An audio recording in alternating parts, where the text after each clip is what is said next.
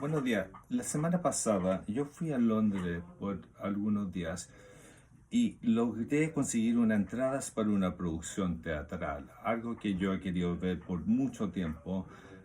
Era el gran espectáculo de la época del 2018. Estaba totalmente vendido. Por los primeros 2 años no era posible conseguir entradas. Esta vez yo tuve la suerte y me conseguí las últimas dos entradas en un teatro de 300. ¿Cuál era el espectáculo? Pues era Hamilton, la historia de uno de los padres fundadores de América, el primer secretario del Tesoro estadounidense, alguien que diseñó un trato importantísimo, un trato que dividió a muchos políticos en esa época. Pero ¿cuál fue ese trato?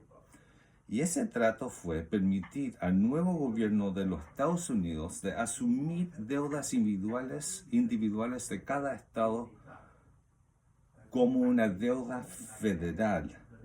Y esto se convirtió en una obligación conjunta de la nueva Unión Federal. Y esta etapa es visto como una de las más decisivas hacia la creación que eventualmente se convirtió en el sistema de gobierno estadounidense. ¿De dónde vino Hamilton? Vino de un pasado bastante humilde, de una isla del Caribe. Su madre murió cuando él era muy joven, de ahí se fue enviado a Norteamérica como en forma de caridad. Fue muy inteligente, muy buen estudiante. De hecho, le fue muy bien en sus estudios hasta que se involucró en las políticas. Hamilton fue destacado como un escritor prolífico. Sus puntos de vista fueron circulados y sus planes diseminados, principalmente a través de sus escrituras. Un ejemplo de su escritura es, por supuesto, la base de la Constitución. Y esto vino en la forma de un grupo de ensayos conocido como los ensayos federalistas. Habían 85 de estos ensayos, 51 los cuales fueron escritos por Hamilton.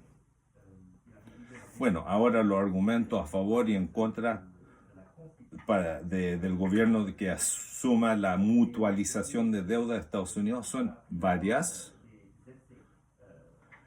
Eso fue en el año 1887, pero hoy son muy parecidos a lo que escuchamos en la Unión Europea.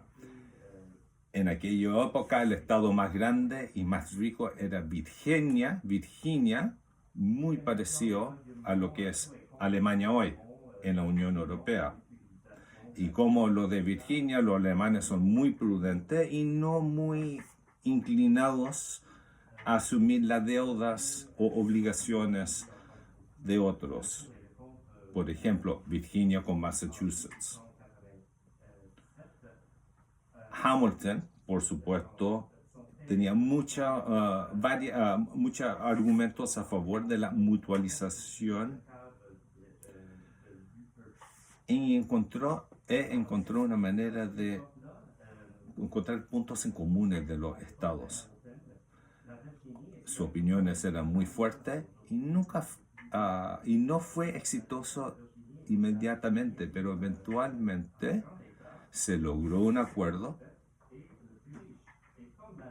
en una cena privada con 3 de los padres fundadores principales, Madison, Jefferson y Hamilton, en Nueva York, la ciudad de Nueva York. Qué escena más interesante, ¿no? No solamente lograron un trato en asumir la deuda, pero también en mover la capital de Nueva York a Washington, D.C. Ese compromiso es conocido como uno de los compromisos más relevantes en la historia americana. De hecho, hay una canción en el musical que cuenta esa historia, que se llama In the Room That It Happens, en el cuarto a donde ocurrió. Hoy, en la Unión Europea, el momento hamiltonio es algo que uno escucha bastante, y esa conversación sigue. Pero permíteme terminar con una afirmación de Hamilton. Una deuda nacional es una bendición nacional. No es una necesidad, pero una bendición. Muchas gracias.